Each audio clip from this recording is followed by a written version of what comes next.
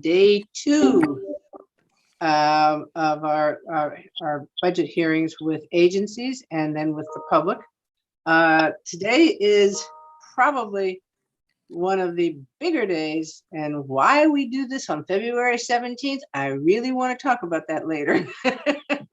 But it is a big day. Education is huge for all of us in multiple ways, and we all are struggling to try and understand how can we fund it, how can we fund it, how can we get our kids back in school and get everything back on the path that we really want Connecticut to be.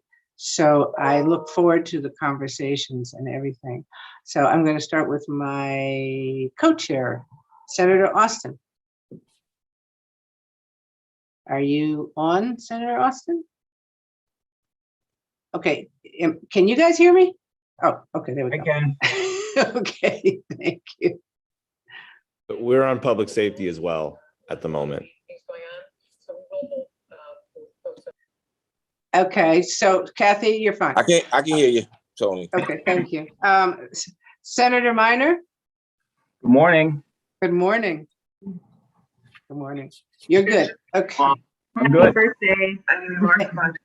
Thank you. Thank you, everybody, for my birthday wishes. I really, really appreciate that. It really does, because every year I'm here with you on my birthday, so it's sort of a favorite day for me here. Also, let's see, Representative France, are you on? No. Okay. All right, then with that, I say we get right into it. I just want to let everybody know that this evening at 4 o'clock, we're going to have probably about 400 of our best friends here tonight to talk to us about education. So I just want to please ask everybody to be cognizant of the fact that if we give everybody, there are 230 or 225, I think, that are signed up, but if we give everybody, I say 4 minutes because it takes time and they overlap, we will be here for 11 hours. So I do ask, one, that everybody stays with us so that the weight doesn't fall on just a few, but also that we are conscious of it. So we'll talk about process and how to get questions and things like that. So I thank you for that. Okay, then let's start right now with Commissioner Russell Tucker. Good afternoon. Good morning. Good morning, Representative Walker, Senator Austin, Senator Minor, and Representative France, and members of the Appropriations Committee. As you know, my name is Charlene Russell Tucker, and I'm the Commissioner Designate of the State Department of Education, and certainly appreciate the opportunity to appear before you today. As you've noted, education, critically important. So we certainly look forward to the conversations we have. I will limit my comments in the interest of time. I know you've got lots of questions in limited time.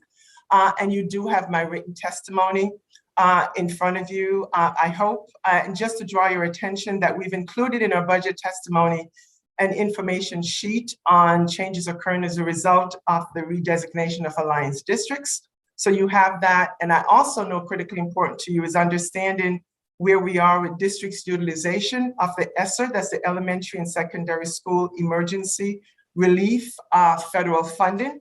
So I provided information for you there, and then we can certainly answer any questions that you have. So with that, again, brevity here, thanking you for the time and stand ready to work with you, certainly moving forward, and happy to answer any questions you have. My team is here with me. Deputy Commissioner Naismith is here. Our Chief of Staff and Legislative Liaison, who needs no introduction, Laura Stefan, is here.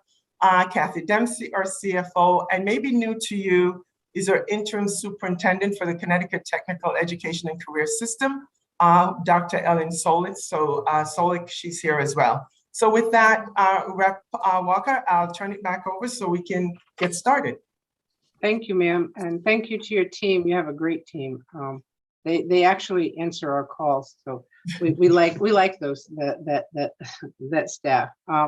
So I'm going to just start off really quickly. Can you provide us with the ESSER dollars and CARES dollars that are still in the bank for the towns of Connecticut? So thank you, Kathy. I'll have Kathy unmute. We showed you in the document, we provided the drawdowns, kind of where we are, what's still there. But so Kathy will be able to share if you're looking for a list of where we are. But would it help, just Kathy can provide just a really brief overview, Representative, of the kind of the three pots of money and what's still left in the bank as you referenced, because you have a sense of where we are in that. Kathy, can you just do a quick overview of that? I think that would be just helpful framing. Sure, Commissioner. Thank you. And good morning, everyone, and happy birthday, Representative Walker. February is a good month. My son's birthday was this past weekend. So, Good person, good person. yes. As all of you are aware, there was 3 major tranches of funding from the federal government. We call them affectionately ESSER 1, ESSER 2, and ARP ESSER. The original source of funds that came into the state were through ESSER 1. That was about $99 million. The bulk of those funds have been completely drawn down by the districts and expended, which means that they are on time to make the deadline. So the deadline for expending those funds is September 30th of 2022. So we are in good shape. What is supposed to be happening with those funds has been happening. And so Is it okay for us to ask for a list of ones that are Absolutely. still, because I mean, the last thing we want to have happen is for you guys to say, well, on September, well, we didn't get it, so we're either sending it back to Washington or we're keeping Right. it. And our districts need the money, so we would really like to get a breakdown of who. I thought we had CARES Act funds too. we do. So that's CARES Act is the main is the acronym for the act itself. ESSER is just a subset of funds under the CARES Act. All right, then. I love the language. The language is to keep us out of the know. I understand that without question. Okay, I could say, so we can absolutely share with you under each source of funding where the districts are in terms of their drawdowns so that you can see that. And that is also, if at any time you want to look at a particular district's application or for your community, that is publicly available on our website. Laura can send the instructions and the link so that you can get in and view that. But we can, my office can generate a summary for everyone. And I think the important thing to know is that right now, the districts are doing a good job of drawing down the funds for the most part.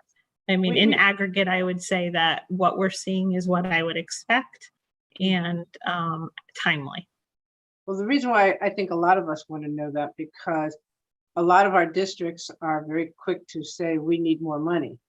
And we want to know what do they have available so that you can't save your money and use my money. You gotta use your money. Then we'll talk about it. But no, that's really critical. So I would just like if you would send Sue Keen that information so that she can share it with the rest of the members. So thank you very much on that. And with that, I'll go into the next. Senator Austin, are you still talking, or are you going to? You have a question? You asked me a question, Representative Walker. I'm sorry. Yes. Do you have a question? I have a lot of questions. If I could talk a little bit, let me just turn this other meeting down so you can hear me. I have a question relative to the new dyslexia office. I've been doing a lot of research as well as many of my colleagues on dyslexia. Almost everybody on this call has supported the various pieces of legislation that we've had on dyslexia. In this last piece, which was what we considered to be the last piece to sort of get this going, we asked for a dyslexia office to be open, and we were clearly intending to have someone that understood dyslexia be in charge of this, and want to know sort of where you are on dyslexia, what can we expect with that office? That would be very helpful.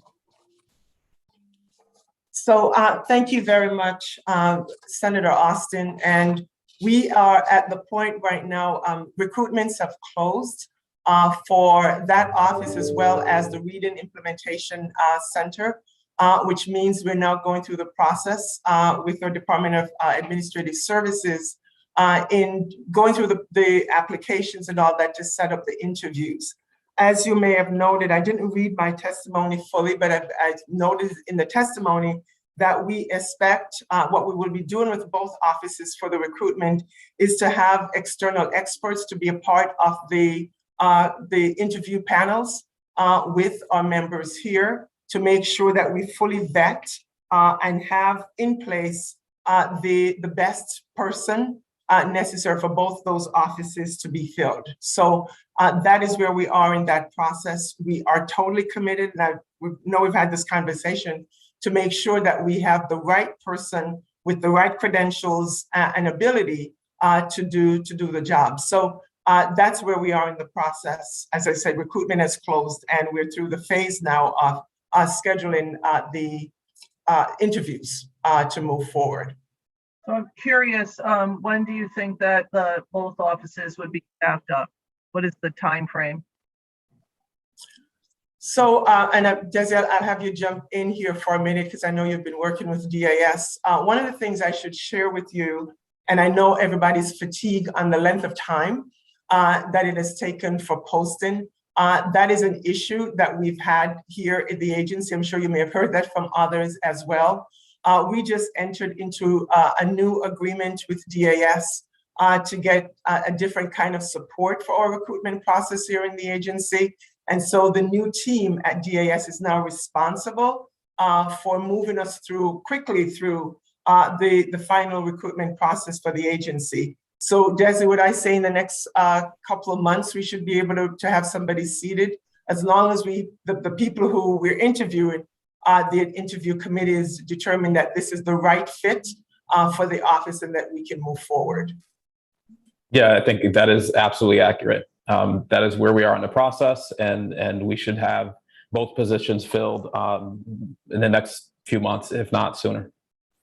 So Desi, if I could ask, I'm sorry, Representative Walker, that begs the question, when we put in something into the budget for a position, is it going to take a full year for that position to actually come to fruition?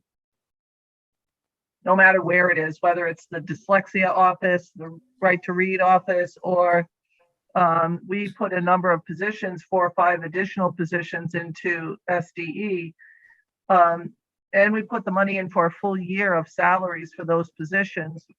Is it that we would not expect that to happen? What can we do to ensure that we can get some of these positions hired in a sort of quicker fashion? Right. And I'll start with that, Senator. It's one of the reasons we literally, I executed that agreement with DAS. We're now a part of their, what they call the SMART unit, this small agency resource team with dedicated staff. When we met with them recently, it was about, what should we expect for recruitment?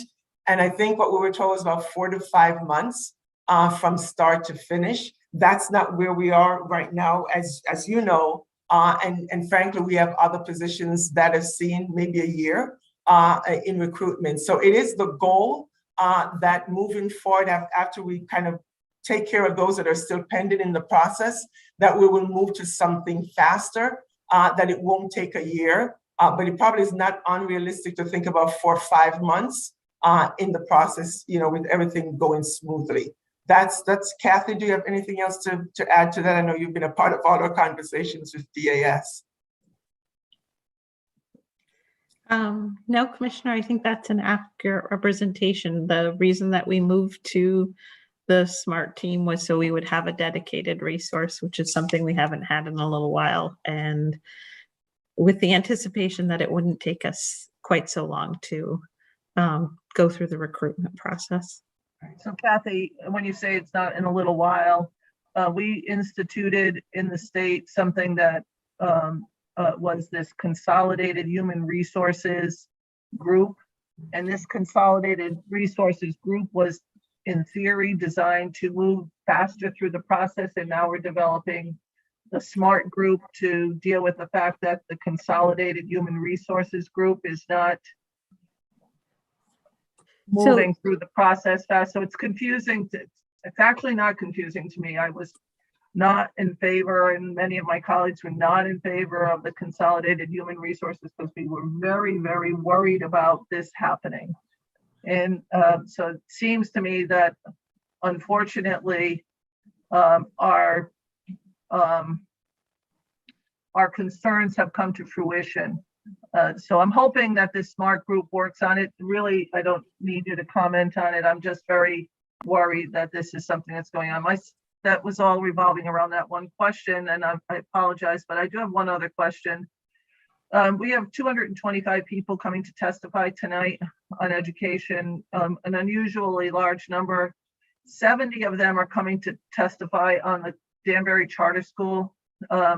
What insights can you give us that we will be able to talk to these people who have just continued to grow in numbers over the concerns of the Danbury Charter School? We noticed that no money was put in for charter schools. Additional monies were put in for charter schools in the governor's budget. So where are we on charter schools and specifically on the Danbury Charter School? So thank you, Senator, and I see Desi as unmuted, so I will let him go there. And just quickly before we go, Senator Austin, I just want to maybe wrap up the previous conversation because I just to make sure that there's understanding. One of the things that I think we encountered here, even with the HR centralization, was recruitment that the department was doing included our technical high school, which, as you know, recruiting for a school really is a very quick process and you've got to be on top of that. We also were recruiting for Office of Early Childhood and also at one point Office of Higher Education. So part of what I recognized was that the capacity was not there to support that entire function for all of those. So other agencies might not have experienced that, but for us, it was a little bit different because we had so many agencies that we were actually responsible for the recruiting for. So that it's an opportunity with the technical high school transitioning off that they get their own attention and then we can get our own attention with the SMART unit. So I just really wanted to just set that context that was unique, I think, for the Department of Education for recruitment. And so, all due respect, Commissioner, we've heard this from every single agency. Every single agency. This is not just unique to the State Department of Education. We've had problems filling positions, both the positions that we put in that were new, but also handling the retirements. And so this is something that we knew was going to happen relative to the number of people. And Human Resources has certainly known for a long time that we were going to have this problem relative to the number of people. They were designed to deal with this in a faster fashion, and that's not what's happening. So I appreciate you clarifying what you had, and we know that you have been very busy, but this is every agency. thank you. So Desi, could you speak to the charter school? Good morning, Senator. So just for additional context, back in 2018, the State Board of Education approved the initial charter for Danbury Prospect Charter School. The likely reason that there's not money in the budget is because Danbury Charter School has communicated to the governor's office that they don't intend to open until the fall of 23. So they aren't looking to open in the fall of 22. They've decided their goal is to open in the fall of 23, which is likely the reason that money wasn't in the budget this year. So thank you for that, but this has been going back and forth for years, and this is a chicken and the egg kind of thing. I'm sure they need startup costs to happen. Is it the State Department of Ed's position that this school will be opening? The State Department of Education has done what it's statutorily required to do through the state board and approving the initial charter certificate. Beyond that, the process was decoupled years ago prior to my time here in terms of how the funding flows with that approval. So our position is the state board acted and did their due diligence back in 2018. So now it's up to us to fund it. Correct. And your recommendation is that the State Department of Ed has determined that this school should be funded because they've already approved the school. The position is that the State Department, the State Board of Education has approved their initial certificate. And so the State Department of Education is responsible for following the State Board of Education's directives. And when the State Board of Education says we're going to open this school, then the State Department of Ed has an obligation to fund it. If we got another public school in any one of our communities, you would figure out ECS for that opening new school, right? So I just want to point out that the state board, you follow the directive of the state board. I don't understand the question. I'm just saying that the State Board of Education made had a directive for the Danbury Prospect Charter School. They recommended that the charter school should be opened. The state board recommended in 2018 through their board action that the school should be opened. And when you fill out your budget request, do you include money for charter schools, magnet schools, and all other schools? Or do you just let OPM do that? All right, Kathy, so can you speak to Kathy- that? Yeah. Sure. Senator, we include through the process technical adjustments to existing programs. And we have at times through the options process, which is a second piece, sought expansions for programs. But this year, as part of the midterm, we only did technical adjustments. And so the fact that this is a school that's not in existence, we did not seek an expansion to the charter school line item.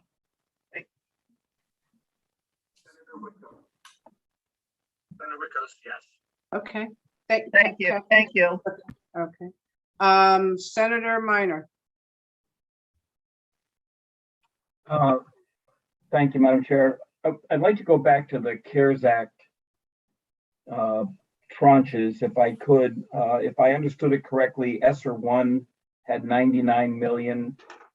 And I didn't hear, maybe I missed it, what ESSER 2 had in it as well, the ARP ESSER. Sure, Senator. And so ESSER 1, you're correct. Was 99 million that flowed directly to districts.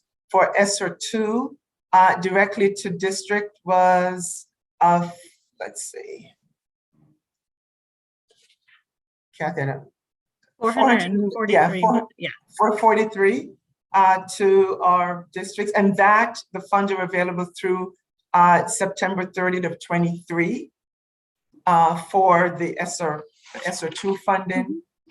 And then for ARP ESSER, the American Rescue Plan ESSER dollars, 995 million flowed to districts, and those funds are available through September 30th of 24. And in the attachment we sent, you see the drawdowns for all of those, and that if you have that attachment as well. Well, I can't skip from the screen that I'm on to the other screen. That's why I asked the question. And then as a follow-up, Kathy, I understood you to say that the bulk of ESSER 1 had been drawn down. Specifically, what's the dollar amount that has been drawn down, and to what degree are the expenditures evaluated on an ongoing basis to ensure that they are appropriate and timely? So Senator, and I apologize, I will bring up the exact percentage amount, but all of the So for every application that is coming for ESSER funding, whether it be ESSER 1, ESSER 2, ARP ESSER, each district has a program manager assigned to it in the department to manage that activity, the administration of that grant. And we have a formal application process, which is very detailed. So monitoring approval happens not only at the program level, but also then the managers. And to the extent, one of the things that we put in place at the commissioner's request, particularly for ARP ESSER, was a higher touch look by senior management at our districts that receive the largest sums of money. So there's about a dozen districts that, you were talking about, they were receiving over $30 million. So that is the part of the approval process. There is then an ongoing monitoring. So as the districts are drawing down, they have to identify what they are drawing down funds for. We ensure that it's in alignment with their budget, because their budget is for approved activities and eligible activities. So there's ongoing monitoring that way. We also have in place, we have modified the instructions to the independent audit firms that review, do the single state audit for each district, so that they will be taking a very close look at how any of the federal pandemic funds are being spent. Sometimes that wouldn't be the case, because unless the amount the district received was above a certain threshold, the auditors might not take a look at it. In order to be particularly cautious, we have eliminated that threshold for the purposes of the pandemic funds.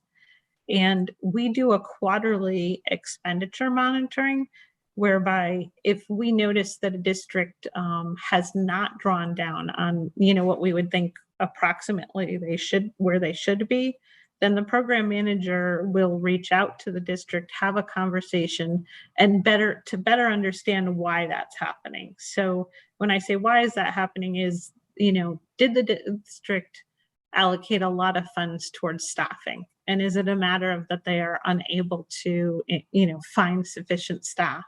If that's the case, then the conversation is about, well, how are you going to reconfigure those funds to still meet the needs of your students and not be in a position of, us sending anything back to the federal government. Sometimes it can be as simple as, when you see that a district hasn't drawn down on the funds, is that the activity might have been for something, and since this is such a big topic and an important topic, air quality. So in that case, if they are going out to bid and they are awaiting actual construction, we may not see drawdown of the funds until later in the grant cycle. And there's nothing wrong with that, but we ask the question so that we're on top of where they are. And again, with an eye towards them spending those funds responsibly and timely.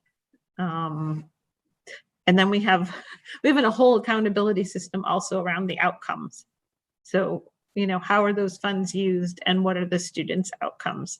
They're actually, the use of those funds are tied to a district's ESSA goals, which every district in the state has and is part of our state accountability system and the federal accountability system. So we have multiple layers of accountability in order to, all the ways from the application to the final closeout of the grants.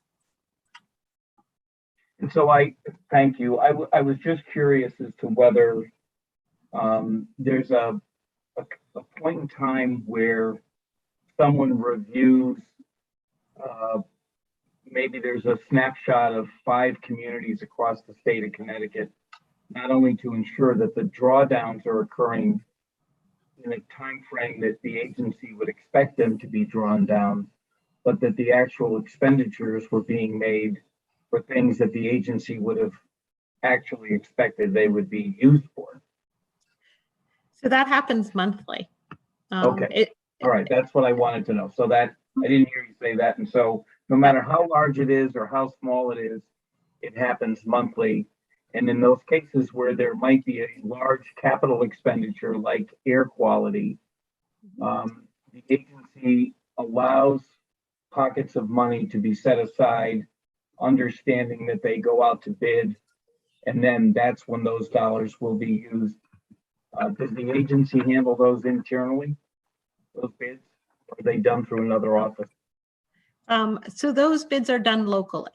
So the school district would follow their local procurement process for construction type or renovation type projects. And so the agency has no approval process for how they do that? No. Thank you. Thank you. Representative Felipe. Oh, sorry. Thank you, Madam Chair. I have a plethora of questions, but I have a few related to. Two. No, I know. I'm trying to pick the best ones. There you go. And then you can submit the rest of them to the agency and they can answer them for all of them. Yes. So I have one related to charters. Yesterday, we talked about with OFA 162 seats they were looking to take away for enrollment, for projected enrollment. They were going to take away 162 seats or funding for 162 seats. But I know that in 2021, you approved 132 seats for Park City Prep in Bridgeport, Odyssey in Manchester, and Integrated Day in Norwich. Are those reflected in the governor's budget? I know it's my understanding that you recommended that those be added, and I want to thank you for that, but is that included in the governor's budget? Aside from those 162 seats that they're looking to take away?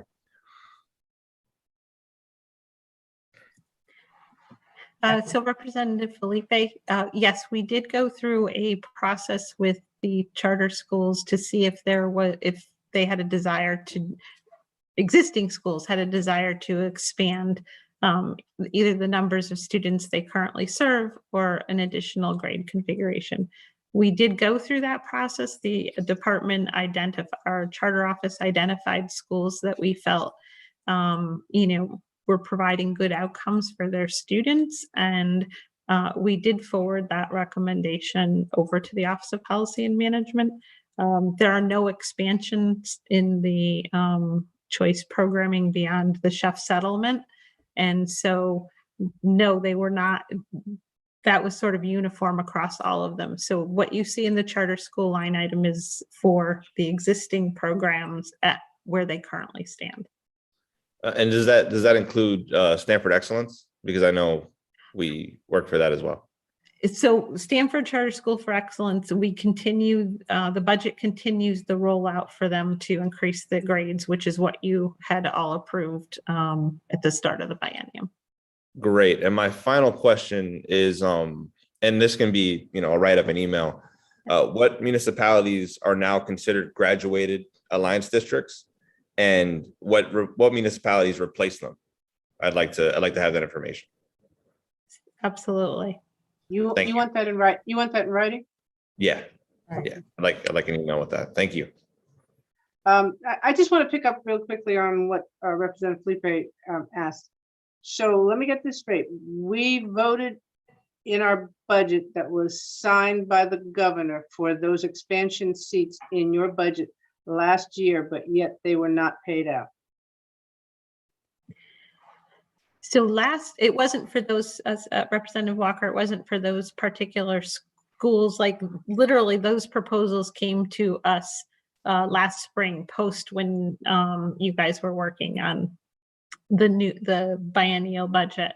A couple of things to keep in mind, and we can provide more information at the work session, is that there was also a modification to the charter formula where now it had the weighted student funding added similar to ECS. Mm-hmm. And so some of the projections of what that would look like led to additional funding beyond. So it wasn't necessarily for individual seats. A piece of that, and breaking out what the piece of that is again something we will do for you for the work session. But so a piece of that funding is for that. I would like that in writing also, because I do believe we did put in the seats in the budget, and plus we also put the expansion of raising the floor ceiling, whatever it was, for their qualifications. So we need to understand that. And I understand, trust me, I understand you don't have control over HR, you don't have control over much of the budget. You're given the budget back and then you have to explain it to us, which is not fair. We probably should have OPM on each one of our calls with agencies so we could talk to them as opposed to talking to you, because you're delivering the message, but I will just leave that alone. Anyhow, Senator McCrory. Thank you. I have a clarification on what just took place. So that's not my question. And I need clarification with the conversation that my colleague, Senator Austin, because I'm just not clear on the responses that was given. So first, we'll just mention about the charter funding. There's a reduction 676. I think Lipe asked that we fill these seats. At the end of the day, my question is this for the charter funding. Is there any more grade growth for charter schools that still have to continue in their grade growth currently? Because my problem is, he mentioned Stanford's charter school for excellence. I know they were supposed to build out to 8th grade and begin at kindergarten. And if we're doing that, that means that there's no money should be in this, no money should be left out of the charter line, but if anything, additional dollars need to be put in there. So that's my first question. Can you explain that once again about the reduction in 677 for charter schools? Senator, the growth for the Stanford Charter School for Excellence to its additional grades is included in the budget, even less the amount that OPM is taking. And we will provide during the work session a chart that kind of will show you exactly how that works, so that it's simpler than me probably trying to explain it. Okay.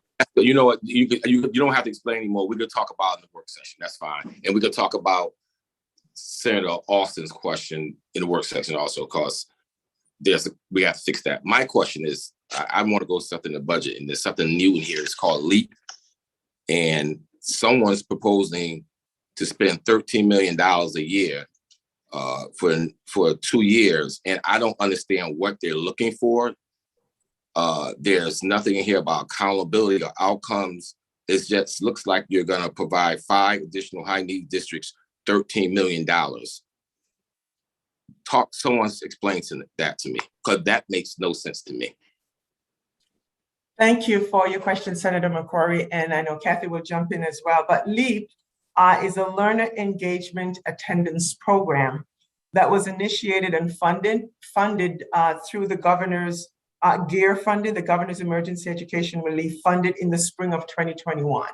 That was the department continuing, frankly, a great work on addressing student attendance. And kind of the hallmark of this, using our data that we collected at the time and found out where the major areas of student absence was occurring, we deployed, working with the regional education service centers, this program in 15 of our high need districts.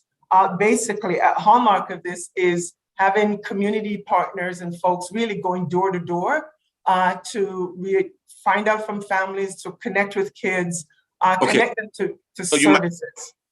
Let me stop you there, because we might be talking about the same thing, but this is not going to districts. This is is this the program that we had last year? The summer program, the summer enrichment program? Is that what this is? That's a different program. So the summer, you also have the summer enrichment program is there as well. But so let me, because other people want to talk and you give me a lot of information I probably don't need, and I probably can work with. We have a summer enrichment program that we're going to continue. And is that represented in this funding, in this budget? Yes, it is. Okay, but this is something totally new and different. This new $13 million, this is something that is going to school districts per se. Correct? The 13 million for the LEAP program is also continuing the program that we started last year as we did the summer enrichment program. And that is going to those districts, and to expand. This is in addition to the federal funding that all the school districts already receive. And when I say federal funding, I'm talking about opera, every term you want to use. these districts receive, some districts receive over close to $100 or $80 million from federal funding. So what you're telling me, on top of the federal funding that these school districts have already received, you're putting another $13 million on top of this with no specific outcomes or academics of expectation. That is not an accurate depiction, Senator. What we're saying is, and Kathy, I know I saw you turn your thing on, but the LEAP program was a program that the state initiated. The state initiated that program in 15 districts, and we're having the program is being evaluated. We're looking at the outcomes so that we're not investing without knowing the outcomes that we're receiving. Folks are going into communities, knocking on doors, working with families, getting students back in schools. That's that program initiated at the state level to address attendance issues. Keep in mind that not all the communities get the same amount of resources, but we can provide more information with you at the work session, so you have that information. That's fine. You don't have to explain to me nothing else about that. We can talk about it in work session. That's what I'm not gonna do, and I'm really frustrated. What I'm not gonna do, I'm not gonna spend money and have no outcomes or accountability anymore. So if I have anything with any policy or finances, that's not gonna happen. Now my question with you guys, my second question would be, you guys had no in regards to the chef settlement, you had no input in these dollars and these policy positions that we might be responsible for. Is that correct? SDE didn't have a conversation. Well, you guys had to take a part in negotiations. I guess that's my question. So, Senator, we have our staff members who have been in the conversations from the very beginning. You know, it's been a very long case. And so they were there with plaintiffs and everyone in the space that they can represent the Department of Education, while there were, there were representatives from OPM, representative for the governor's office, and of course, the plaintiffs were represented there as well. So I'm probably gonna have to ask this prior question. My specific question is, were you a part of these negotiations of dollars and policies for the show scaling? Either because my understanding, it was the plaintiffs and the Attorney General's office that came up with these recommendations or the solution, not SDE. But if you're saying SDE was a part of this, then we're gonna have a conversation about this settlement. That's my question. All right, and so Kathy, not to put you on the spot either, but I'm just trying to figure out, as folks were negotiating all the dollars that were there, I think that was mostly an OPM, Office of the Governor's conversation. Am I correct on that? I mean, the final approval of whether or not we agreed to the terms of the settlement occurred, OPM and the governor's office had to do that. The department was a part of the negotiating team. But any final agreement obviously on dollars or a commitment of state resources needed to be approved through the governor's office and OPM. So I'm gonna leave this, and it's probably, we have a prior, I'm not trying to put this in your lap, because what I'm trying to communicate to you is, if you guys had responsibility for these dollars that are in this budget and the policies that's going to build in place, then I have to have a conversation with you all. The unfortunate thing is, these dollars, this settlement cannot be adjusted from my understanding. Nothing can be changed in this. So my problem is going to be, if you guys put these numbers together and these policy problems, then I have a problem with SDE. If you guys didn't have a problem, didn't have anything to do with it, then my issue is with the people who put this together, because this doesn't make sense. This is not good for kids in Hartford or the state of Connecticut. And it's probably going to be detrimental in other communities that should probably provide lawsuits to the state of Connecticut. So I'm going to leave it right there. We have a work group. I'll have my question, other budget in my working group, but I just want to lay that at you guys' feet as we move on. Thank you. Thank you, Senator. Representative Curry. Thank you, Madam Chair. Good morning, Commissioner, and to your entire team.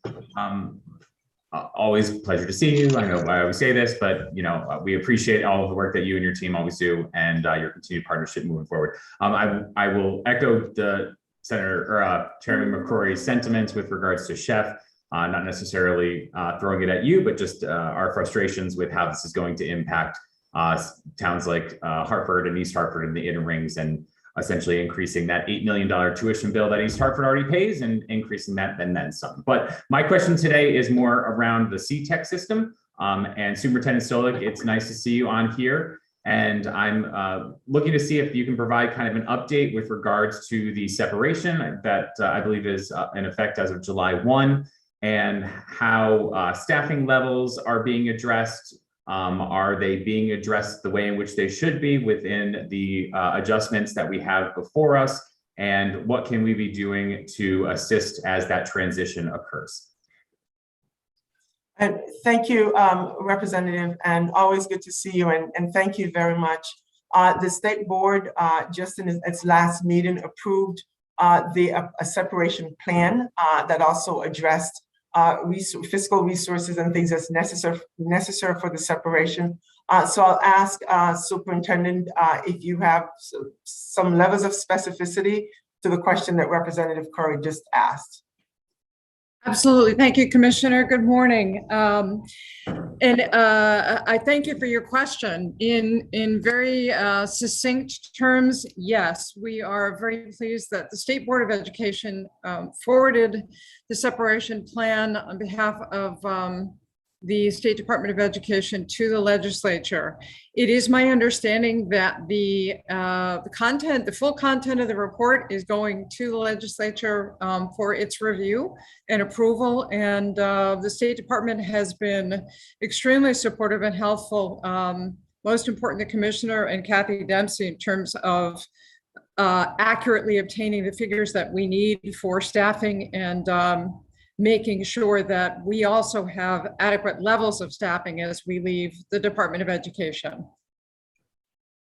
Yeah, and I appreciate that, the information. Yeah, being a member of not only appropriations, but also education, and the House co-chair of the Commerce Committee, in which, the focus on manufacturing and ensuring, that workforce is constantly being filled. That could not be a more important reason why we should be spotlighting, highlighting, and supporting the CTEC system moving forward the best way in which that we possibly can, including providing the additional support staff you may need, as well as what I hope winds up being some sort of a capital improvement plan for long-term with regards to your equipment and facilities and the like. So I look forward to a continued partnership with you and your team, and however we may be helpful, please let us know. Thank you very much.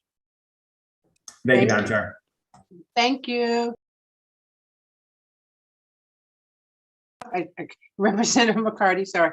Click there. Yes, thank you, Madam Chair. And Representative Curry really touched on my question. I was going to ask the same thing, but just a little more information as to why perhaps those 3 positions that are mentioned in the governor's budget dealing with tech ed and moving out of the Department of Education, because I too know, and we work on a consistent basis, and I appreciate very much the important work that the Department of Education accomplishes. But I also know that we have talked about a plan to have in place for vacancies that exist currently in the Department of Education. So I would just ask the Commissioner, if possible, to bring to the working session where we stand with the separation with tech ed, and also with the Department of Education going forward, because I know we have important work to do. And as we put more and more mandates on the Department of Education, we limit what work they can accomplish in a timely manner. So I'm curious as to what the overall plan would be. And then just to give the Commissioner an opportunity, and I'm confining my remarks, Chairman Walker, to the budget in front of us currently with those few areas. If the Commissioner would like to say something about the summer enrichment opportunities. We know that how many students were impacted by that, and what her opinion is, even after the ARPA funds may no longer be present, how will we continue with what we think is such an important area to keep our students during summertime with the enrichment programs? Just a quick comment, and thank you very much, Madam Chair. Thank you. And thank you for that question, Representative, to speak to, and it allows me to also share what Senator McCurry talked about, that you can be assured that just invest in resources here without outcomes, it's not happening on our watch at this point in time. And so the summer enrichment program did great work and served the outcome for which that we had planned. It's getting kids out into programs, kind of getting them back into the space of being ready for school. And we actually, we have data showing how much more kids we served than we served the previous summer. And even having findings for what kids said about the outcomes of the program and the staff around it, social emotional impact of that we do have evaluated. I just want you to know, for everyone here, that we, the department, as a part of our ESSER plan, stood up probably a nation leading, it's been recognized as such, a COVID research collaborative, which is, I would say, 15 or more for institutions in the state of Connecticut that are gathered together to evaluate the work that we're doing, different projects that we're doing. The summer was one of them, because as we're looking for funding and seeking funding to have another summer enrichment program this summer, that we're informed by the outcome of the previous program as we're planning the new program. And so we will have provided to you the research evaluation that was led by the University of Connecticut. They went out, they did visits, they spoke to students, they spoke to providers, and so we have that information to inform us. It is a critical program, and you have that in front of you in the budget. We're looking to certainly do that program again. Being informed by the outcomes that we've just received is critically important, and you'll see the voices of kids represented in that program for what they got out of it, and really the impetus for us to make sure that we're doing that again. Thank you for those remarks, Commissioner. And then just back to my initial statement, just on those 3 positions leaving the Department of Education, if you could bring to the working group just a little more background on that transfer. Thank you. Thank you very much. Thank you. Thank you. Representative Nolan.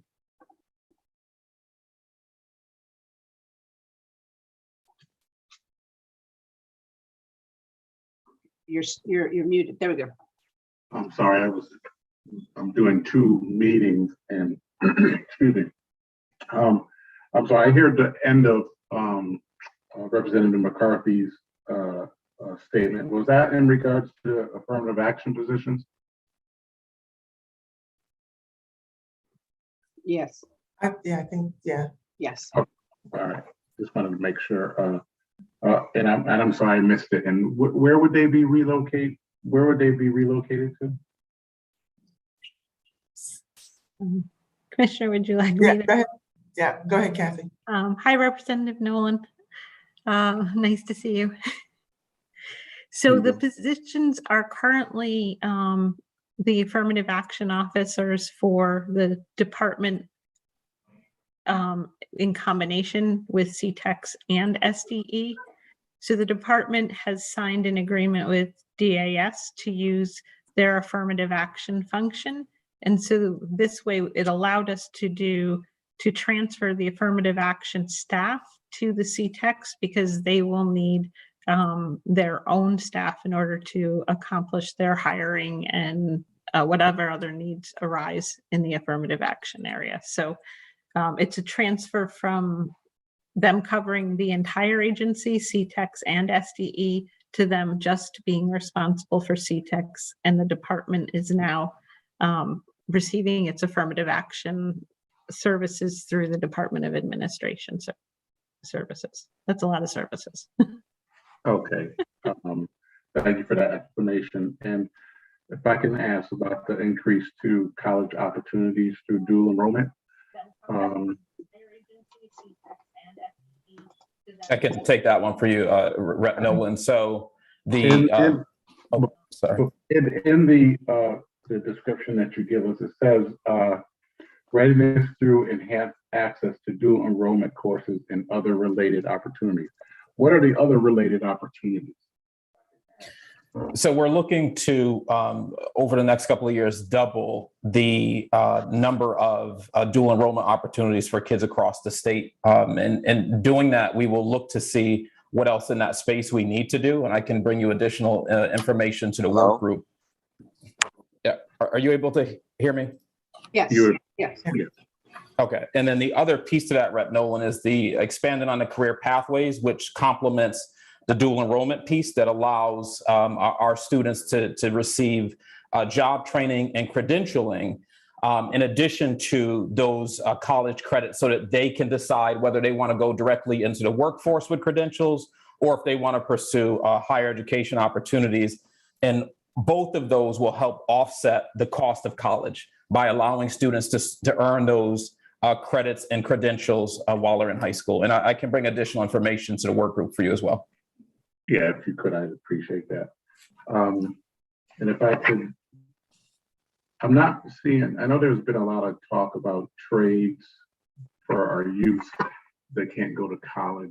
I don't see anything about trades in the budget or about improving schools to add trades to any of the schools. So could you just elaborate on what we're doing to incorporate trades for those kids who aren't able to go to college and be successful with that kind of work?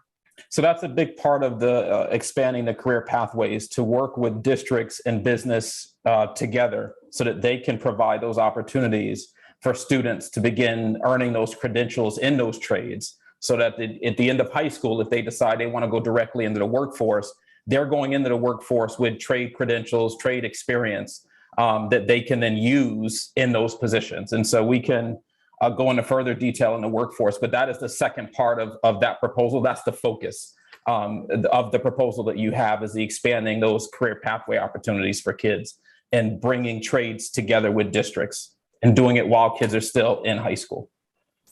Would you be able to bring to the work group some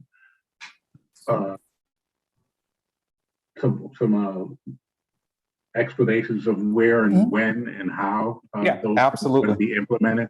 Yeah, and we'll also be prepared to share some of where that work is currently happening, because I think it's important to build on what is happening now, where it's happening, and so we'll be prepared to share that as well. Absolutely. All right. Thank you very much, Madam Chair. Thank you. Are there any other questions? I just want to wrap up a couple of things. I'm glad Representative Nolan asked about those three minority teacher, I think it's minority teacher recruitment that are listed in there. And that I think is kind of interesting, because we wanted it to be supporting the school districts. I love the way, I guess we have to be very elementary in our expectations for fundings that we put in the budget, and very, very succinct. We've never had to be that clear on everything, but anyhow, so the concern we have is they were placed in your office to work with districts to help broaden the outreach for minority teachers. So I'm glad that CTEC is getting the use of them, but we want them to be, we need some help out in the fields and in other areas. So it would be probably better, and I think that maybe our education subcommittee hears this, but it would be better for you to keep your 3, and we'll give CTEC 3 more, because we don't want to neglect our districts who struggle to try and understand how to do minority recruitment. That is really, really critical. So I will, I think that my subcommittee House chair heard that, and he's got it loud and clear. So I will leave that. I got, wow, I see I started talking to everybody. All right, let's see, Representative Johnson. Thank you so much, Madam Chair. This has been excellent work by everybody. I really appreciate it. I just, as you know, I always am very concerned about homeless children and education. And I know that we're tracking, attendance.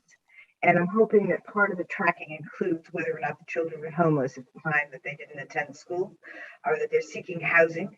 And also to follow up also with Senator McGorry's thoughts about how they perform.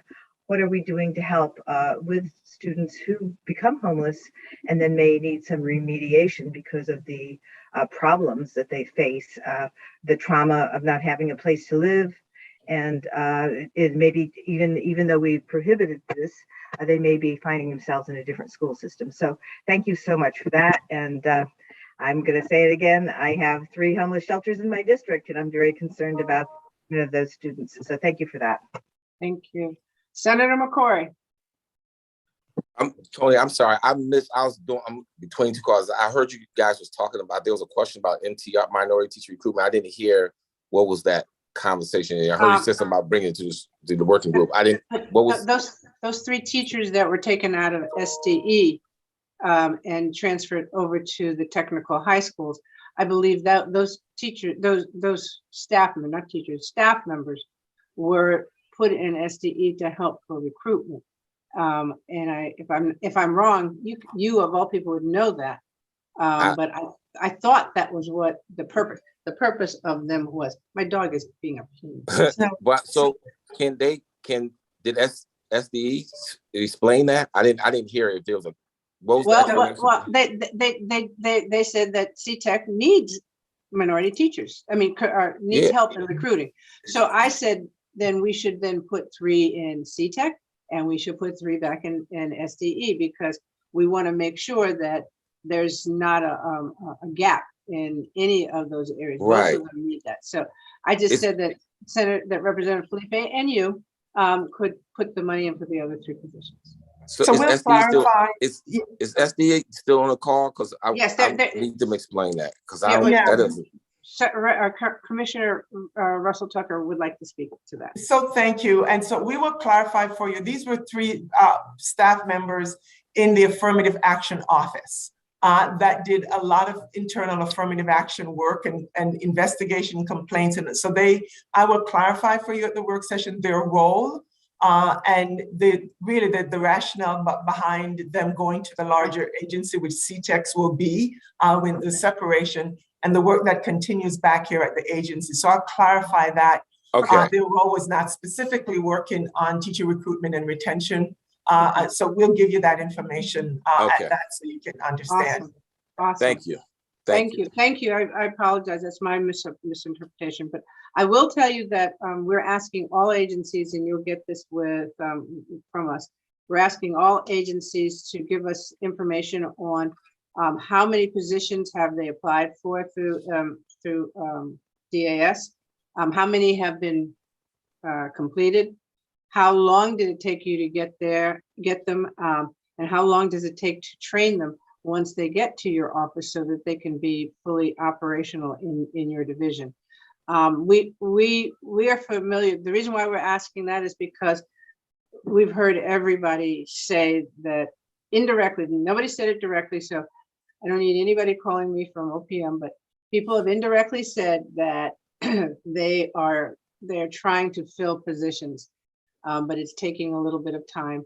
And I think in our work group, after we talk to DAS, we will ask for a specific meeting to show us how the process is done, to see if there are things that maybe we need to resolve so that we can get positions filled, because of the fact that we have so many people that are retiring now.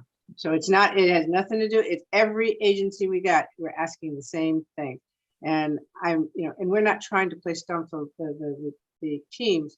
We're trying to help in getting the positions that you need, because I was very disappointed to see that you only have like 200 and some odd people left in SDE, yet you have an enormous position where you have to cover more money than anybody else, and you also have 169 towns, and you have all these things, and yet there is not an investment in giving you staffing, which I think is appalling. But that said, I will stop before I get myself in any more trouble. Have a good day. Thank you very much, Commissioner. Do you have anything else to say? Just, thank you. I know Representative Johnson spoke about our student experience in homelessness, and we just deployed $7 million of federal funds to support our students experiencing homelessness, and want to share that with you. And just in general, we'll bring to you, I know some of you might not have gotten the attachment that was sent today. We did a one-pager on the Alliance District information, and also on the on the ESSER funding, because there's a lot making sure that there is accountability around those funds, and the team here is making sure that even before applications are approved, that we're making sure that we're checking those against the priorities that the department has established for using these funds. So I just really want to assure you all and those who are watching that there's very strong accountability that we brought to bear here, and we will continue to keep you posted with the outcomes that we're seeing, because we should not be investing if we're not getting the outcomes, and we're there together on that. And so I thank you for the continued work together. Thank you, Commissioner, and thank you to your team. I know we sometimes seem somewhat intrusive, but it's really because our constituents are just saying, how come we're not getting information on this and that? So we're just trying to figure out where the logjam is so that we can go back and get the appropriate situations corrected. So thank you very much. Thank you, Kathy. Thank you, Commissioner, and thank you, Des, for all you do. And Laura that's really good. You managed to get without having to have Laura say anything about chef or anything else. So she's very appreciative. She owes you all lunch. have a good day. Thank you. Thank you. Okay, so next we have the Commissioner for Office of Early Childhood, our former colleague and my former colleague in Appropriations, Commissioner Bai. Good afternoon. Or no, Hi. Good morning. Good morning. Good morning. It's still morning. Good morning, Representative Walker. It's great to see you. Hi, Senator Austin. Thanks for having me. I know you don't want us to read our testimony. You want to get right to the questions, which I wish I'd thought of that when I was chair of Approps. Good idea. Well, see, we know this process, so that's fine. And it frustrates, so whatever. But thank you for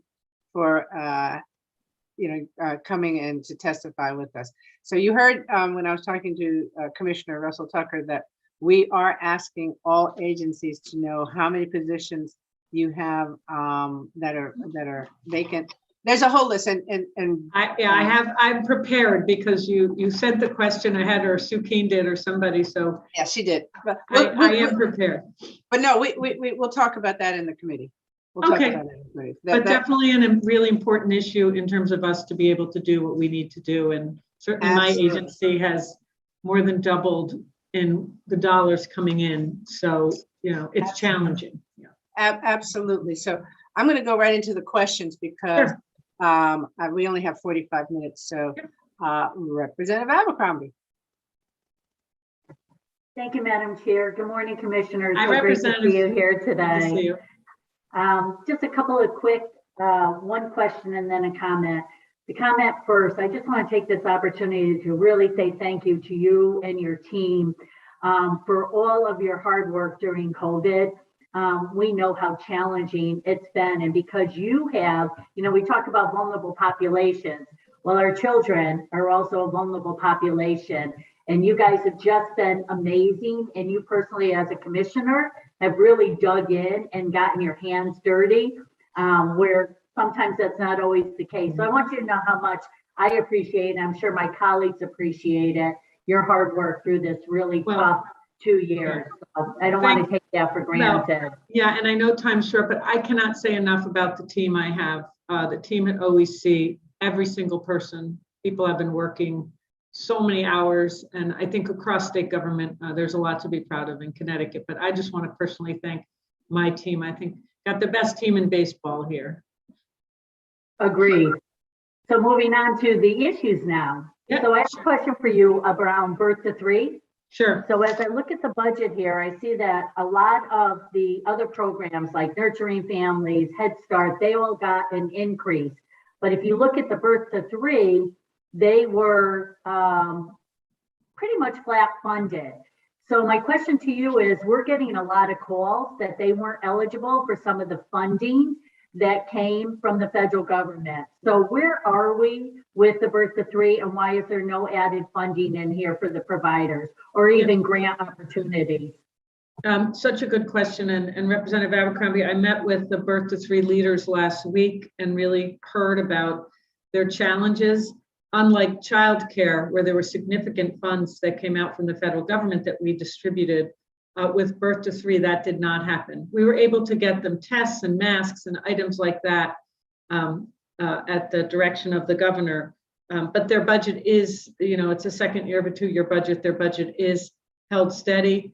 They are facing challenges because of the COVID and the visits, and they've had more cancellations than usual. So we really heard from them last week, and we're looking at our current appropriation and the challenges that because you're someone we talk to, tends to go up and down. So one month it could be, right now we're looking at a surplus of just a few $1,000s. In a month it could be $70,000, $100,000. So our intent is to use existing appropriations as we can to keep them whole, and they also get funding from Medicaid and commercial insurance more and more. So this is a really important program. As you know, it's an entitlement. Families are entitled to it. And we did see a real drop off during the pandemic of referrals that have now bounced back. So we're going to keep track of this, and we've taken the feedback from providers, and our team is sort of looking at options that we might have, and we'll be happy to share those with you. So I think what you're saying, Commissioner, is there is a loss to birth to 3, and perhaps maybe we should take some of the ARPA dollars and do some grant opportunities to stabilize them until we go into the next budget cycle. Well, what I'm saying is we just listened to them, and we're looking at their sort of what their biggest challenges are. We have to maintain the infrastructure, much like we've worked to maintain childcare infrastructure.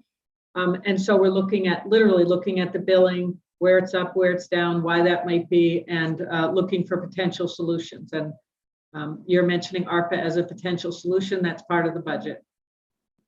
Thank you. Thank you, Madam Chair. Thank you. Thank you, Representative Nolan, followed by Senator Austin. Good morning. Thank you, Madam Chair. Good morning, Commissioner. How are you? Good morning. Couple questions. First question would be in regards to the $346 million federal government that OECD received from the federal government. Can you tell us how that money has been spent and what's the balance? There's a remaining balance, and throughout our communities, we're hearing that the interest, it's really tight. So we want to know about if the money is going towards the whole system or not. Yeah, I really appreciate that question. And we sent over some materials. I'll give you a high level overview. There's been about $105 million dedicated to making childcare affordable or free for families. There's been about $40 million that's gone out in quality supports, that are ways to support the quality of programs. About $160 million has gone out in what we call supporting childcare infrastructure, $108 million in direct grants to every licensed program. And then the balance of that are some of the CARES dollars that went out in smaller grants to programs. So those are dollars that went right out to programs. About $13 million on behavioral health supports, expanding our early childhood consultation partnership and supporting other support structures for some of the behavioral health challenges. And then about $19 million toward workforce supports. There's huge workforce challenges in early childhood right now. I talked to a program in Bridgeport yesterday that has 15 classrooms closed because they don't have enough teachers to open those classrooms, and they have kids on waiting lists. So, and they have state funding, so when they open those rooms, they have school readiness, Head Start, CDC, but they don't have the staff, and we continue to roll out workforce support. So that's a high level. overview, and I'm happy if you'd like to bring to the work session. This all is on a spreadsheet and breaks down to individual expenditures, but our goal has been keep it simple, get the money into the field as quickly as possible, and work to support and maintain the quality infrastructure out there. Okay, thank you. Yeah, if you could provide that sheet to Sure. us, yeah, Sure. appreciative. And my next question, I'm going to try and do a two-part if I can. One. Representative Walker, I see this. Well, it has to do with the number of, does administration have plans of if a significant number of providers close their doors in coming months? Just to try and get information on what are they going to do if that happens? Well, we're working super hard to make sure that hasn't happened.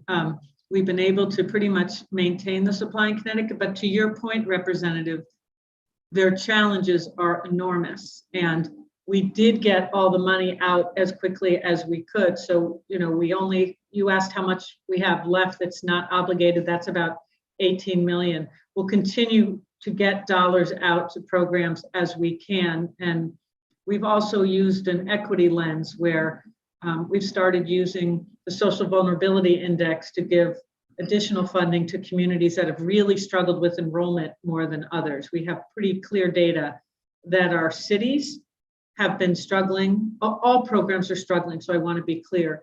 But the enrollment is significantly worse in our cities in Connecticut. So we're trying to distribute with the lens toward where are the biggest challenges. But there are challenges everywhere.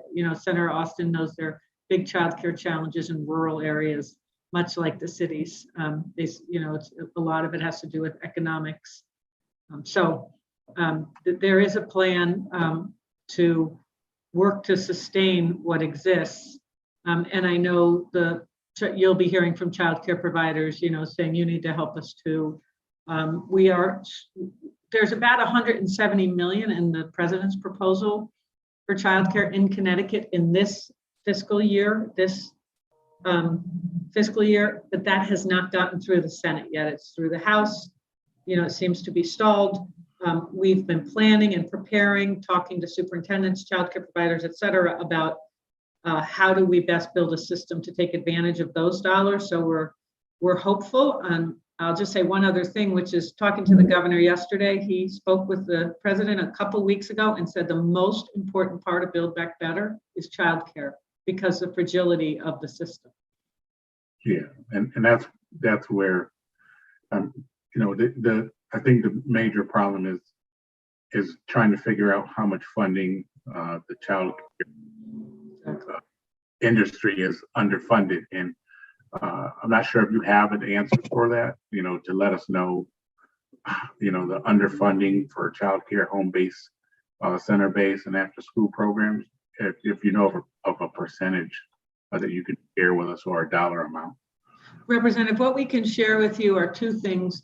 The legislature, because of Representative Sanchez, we will be sharing a wage scale that's an appropriate wage scale for early childhood providers that will show the steps, and that will help lay out the additional costs. So you can compare that to what exists because the workforce is the issue. We've also been working on a full cost of care model. Both of them are at the stage where they're coming for public input. We don't pretend that we have the answer. Why Connecticut's been able to move well in this pandemic is we have great advocates and we're getting input from a lot of folks, but it'll be something we can share with you grounded in what other states have done, and you can work from that. So we'll make those available to you at the work session. Thank you, Representative Noah. Beth, could you also supply us with how many childcare facilities have closed over this period? Yes, and we sent that information over, and I'll give you. We have a month by month. Okay, how we're doing. There definitely some have closed. Okay, Senator Austin. Thank you very much, Madam Chair. And I'll try to stick to two questions. You have come down to Eastern Connecticut to an employer that is very important to the state, and that is Electric Boat. Yep. At their last annual meeting, they said they had amongst their workforce 2,500 children under the age of 5 that were, in need of childcare. And as you know, there is not enough childcare in Eastern Connecticut. There's probably not enough childcare across the state, but let's just talk about this one employer. It is one of the biggest childcare deserts, and talk about that employer. Yes, you're right. So we started this conversation, I think 3 years ago. I don't know. We still don't have childcare down here. We have a complete desert in Eastern Connecticut on childcare. We just don't have it. What is the administration's plan to get some childcare? Are we going to go away from the childcare centers and start funding family childcare and promote more family childcare? What is your plan? Because we are they're slated to hire 3,500 people this year. We have another 1,000 that the casinos need this year. So what is the plan to get us childcare centers? Because it doesn't seem to be working. Right.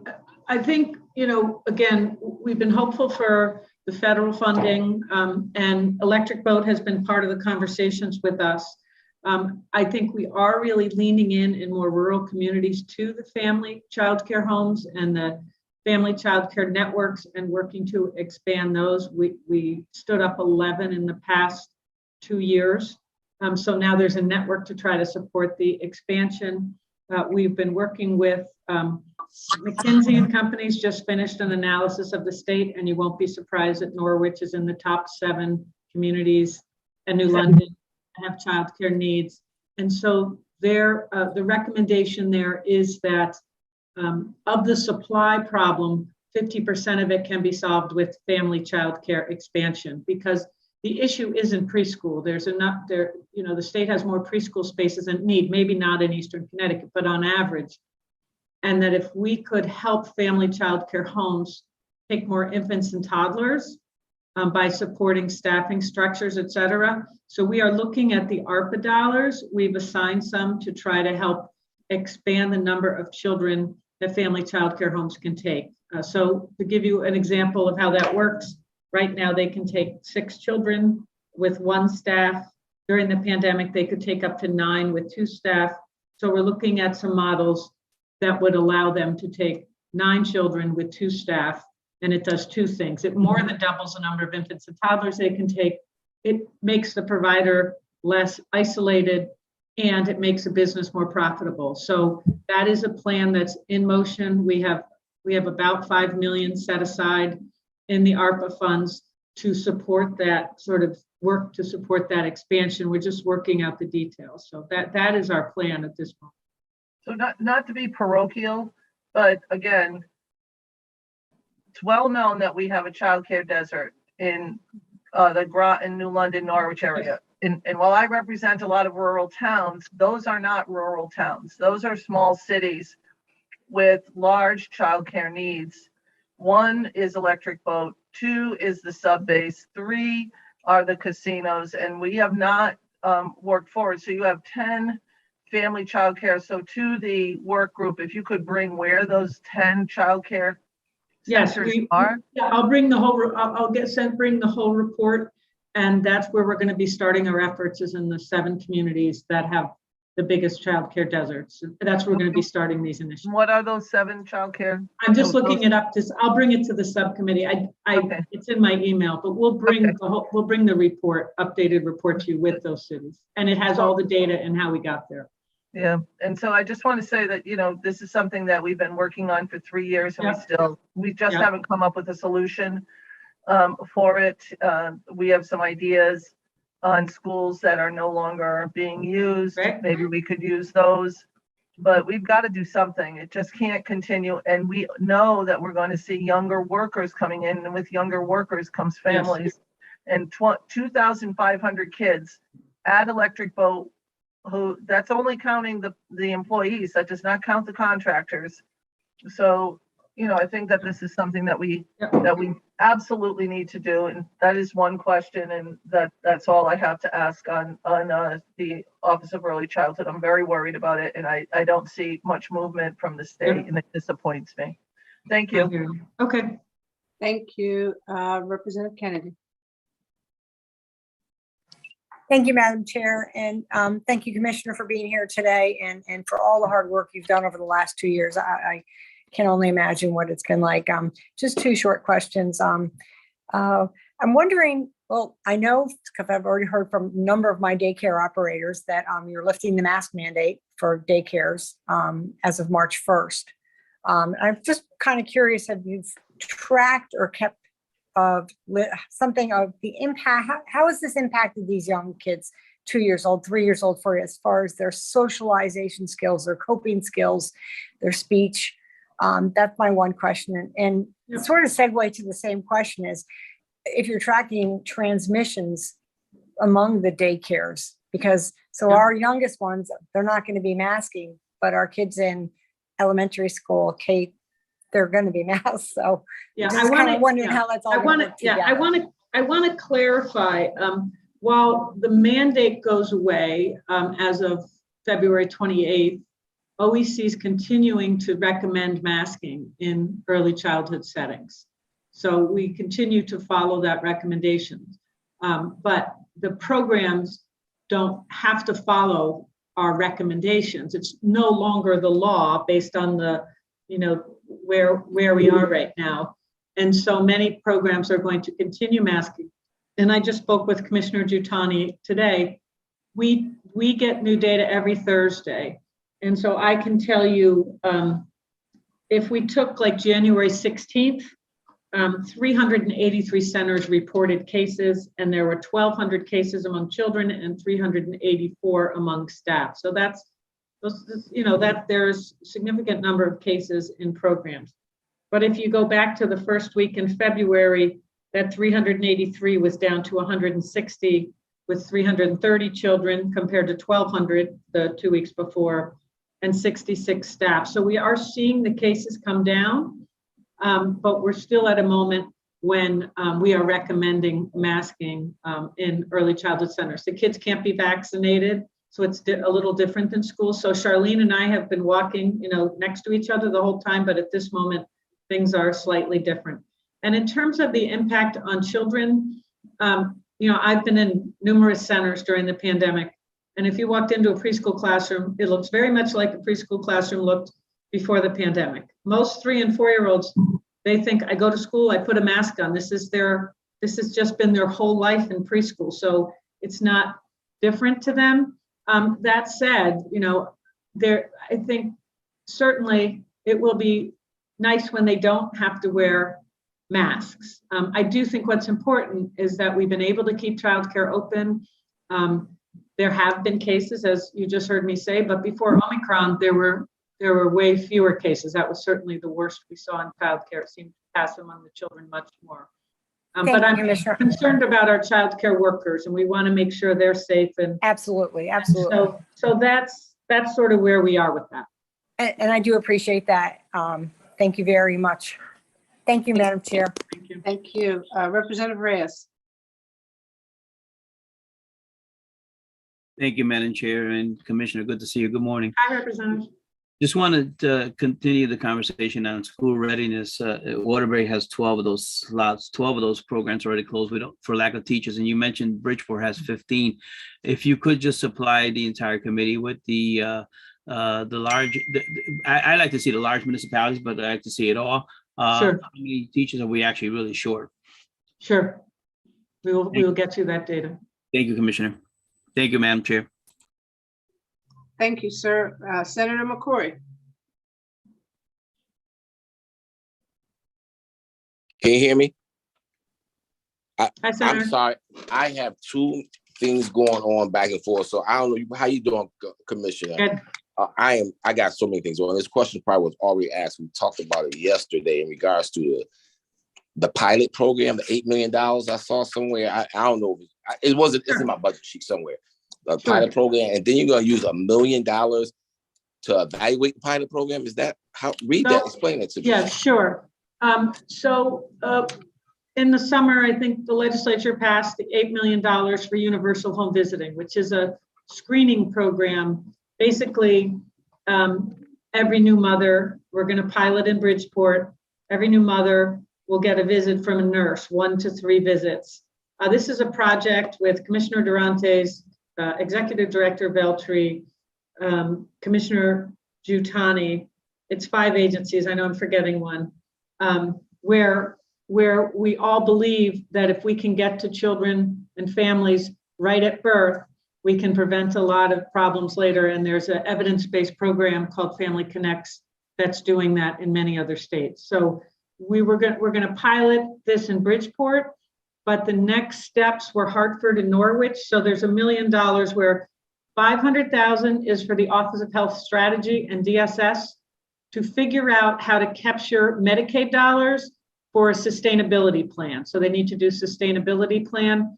And at the same time, we'll take funding for Bridgeport and Norwich communities to do some community planning, because it takes organizing to be ready for universal home visiting. Because if it's done right, it's connected to what exists. Like, well, we've had conversations with the CAAs, et cetera, because it also it's also connected to community health workers. How and you don't have. How is, and I like it. It sounds like a great idea. You're right. Catch them early, catch them at birth, catch them mother. I like that. And I know these type of programs been around for a minute, but I'm glad we're trying to do something new and different. But how is it different from the Birth to 3 program? Okay, great question. This program would work with Birth to 3 and home visiting. Like right now, our home visiting program can only reach, say, 3,000 out of 30,000 that likely need some supports. And Birth to 3 is a program where children from home visiting get referred if there are concerns about their development. And Birth to 3 becomes very connected to the education system, where children have an individual plan, they get physical therapy, occupational therapy, and it's delivered in the context of the family.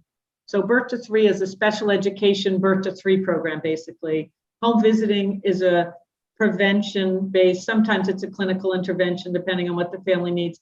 And universal home visiting is sort of that initial connective tissue. And just to give you an example, like during the pandemic, SNAP use was up like 300%. There were so many more families.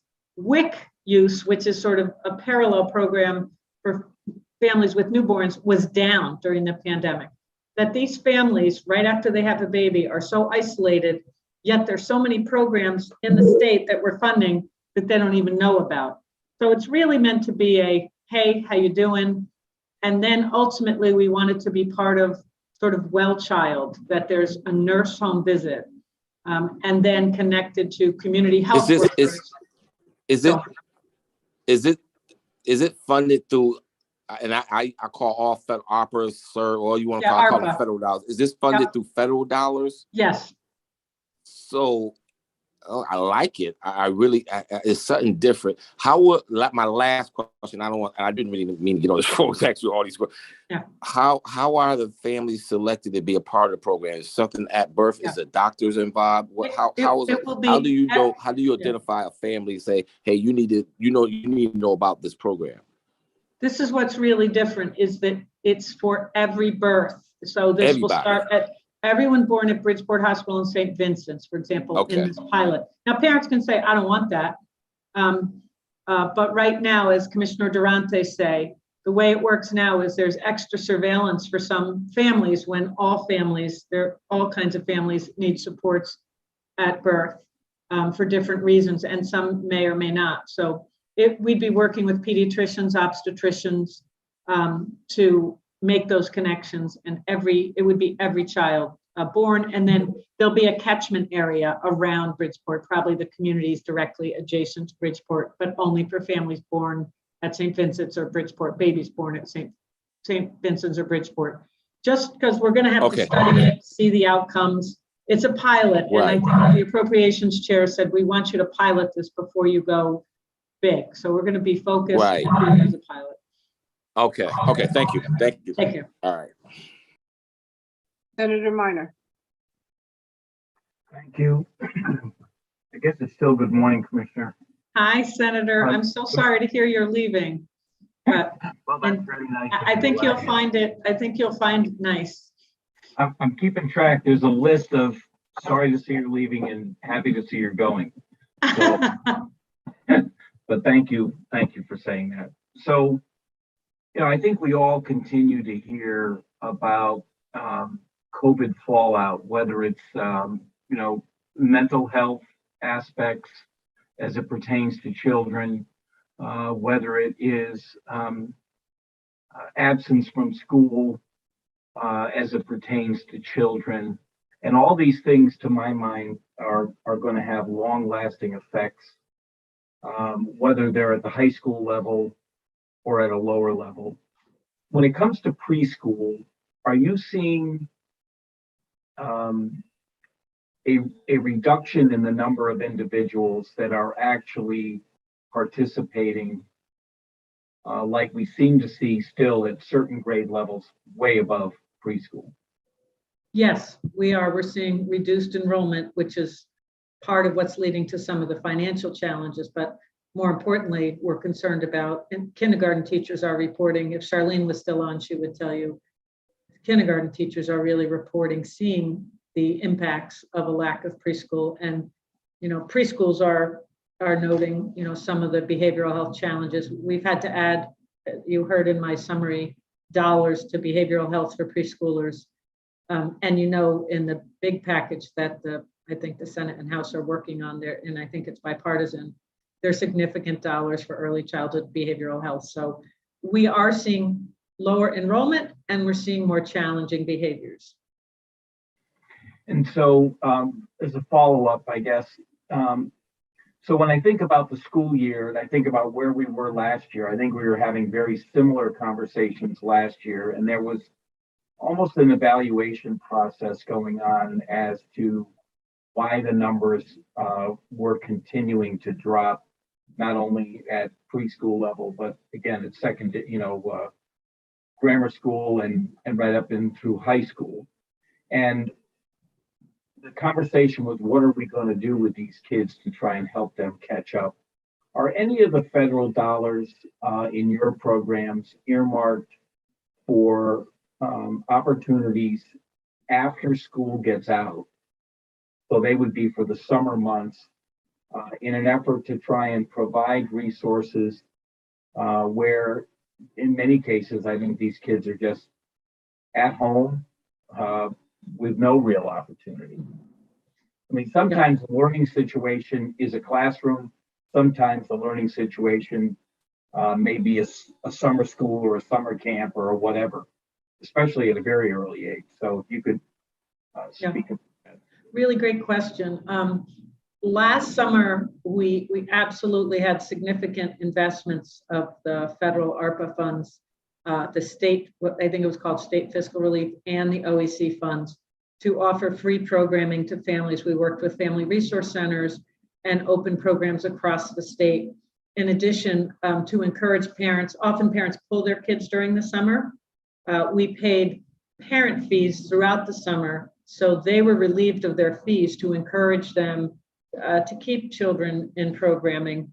And the other thing we did was for about 1,000 families, we were able to provide, just ship early childhood materials, connect them to a home visitor or a preschool or family resource center to work with the family at a distance. But those funds are not in place for next summer at this time. But that is what we did last year, and we were able to help thousands of children sort of with that catch up. We have seen increased enrollment if we go back a year now, and I can get you the exact trends, but there are definitely way more children in programs now than were a year ago. Fewer have missed out on a preschool experience, but I think we're about 8,000 children in our school readiness compared to 12,000. So there's still a significant number of children not accessing even state-supported preschool opportunities. Thank you. And so there's nothing in the current federal package that has landed here that would permit the same summer opportunity that was funded last year, this year? Not at this time, no. Is that a local decision or is that a federal designation decision? Yeah, well, I do believe that the local districts got significant ESSER funds. And we did work with the family resource centers, which are often, you know, I think the vast majority are run out of school districts. There's some that are separate nonprofits. So that is something that the local districts could choose to do. Thank you. And again, good to see you. You too. Thank you. Thank you, Commissioner. And I'm assuming you did say that you sent us the number of facilities that have closed and the impacts that you're seeing across the state in the information that we have in front of us. Is that correct? We sent you some a PowerPoint that shows licensed capacity. And I you know, it might be easier to take in a table. When you look at it, it says licensed childcare programs at the top. I have these out of order, so I can't tell you what page number. But let me just tell you what I'm looking for, and then you can make sure. But what I'm looking for is the number of facilities that have closed, where they are in the state, so that we know that.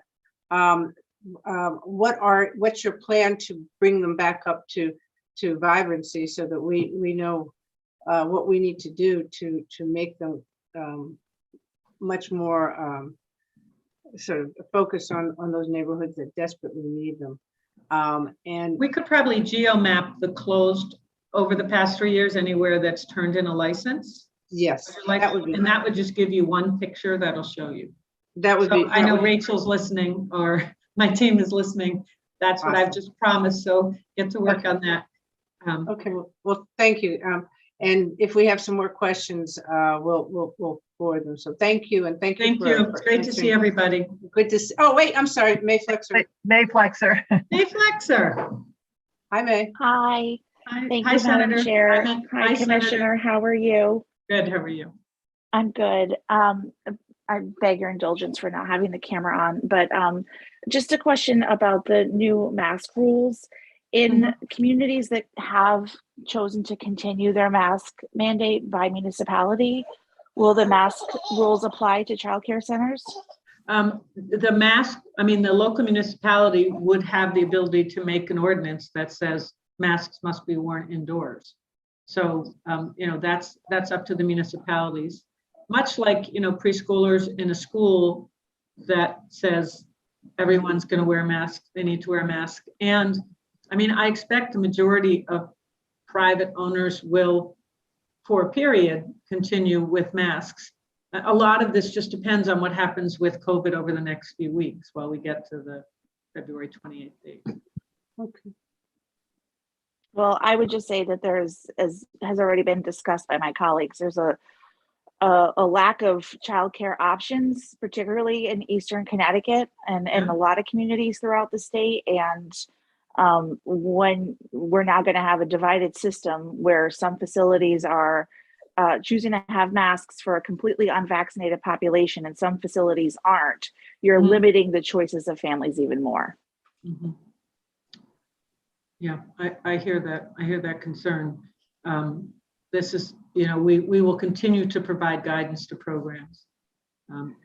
Are you going to continue to be providing supplies, testing, and masking for these childcare centers? And is there a way to develop a more robust system to deliver these supplies so that providers don't have to go to New Britain, but could instead get something that's much more close to where they actually are? Yes, we did the 1 day in New Britain, and then we did 5 regional distributions throughout the state. And then for the past 2 weeks, supplies have been available at 5 regional locations as well. So we have been supplying with what's left. We're working with some of the school readiness councils to distribute what's left because not all were picked up, and we'll continue. We do still have some supplies left to distribute those as we go. So the councils are getting some of those supplies and they're able to get them out to providers?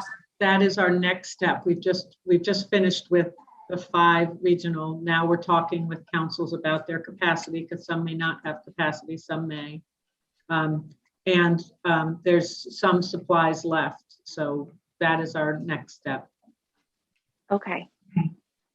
Thank you. Yeah, it's in process, Senator. Thank you. And the other thing would be to find out how much money we are using in ARPA to go to these daycare facilities to try and keep them open. That was the other thing that I wanted to know. Okay. Sure. Thank you, ma'am. Have a good Okay. day. Thank you. It's still morning. Thank you. Yeah. Bye-bye. Okay, now we go to State Library. And good morning, ma'am. How are you? Doing well. Good morning, Representative Walker, Senator Austin, and everyone. You have my written testimony in support of the proposals to support the State Library, and I would be happy to answer any questions you have about those. Well, thank you, ma'am. Thank you very much. And with that, I'm going to turn it over to my co-chair, Senator Austin. Good morning, Senator. Good morning. I'm wondering, could you tell us what's in your OE line item, your other expenses line item in the budget? What things are incorporated into that line item? Sure. So that covers many of our expenses. So you'll see that there are separate line items for some of our statewide services. So our law and legislative materials, things like our digital delivery service, things like that. But everything else that we pay for is out of our OE budget. So that includes public records, our archives office, the museum, library for the blind and physically handicapped. The decision was made a number of years ago to consolidate those lines into OE, which would give us some more flexibility to fund things as needed during a fiscal year. But it does mean that there's nothing that kind of specifically says what each of those units receives. But it's essentially a catch-all for most of our operating expenses for state operations.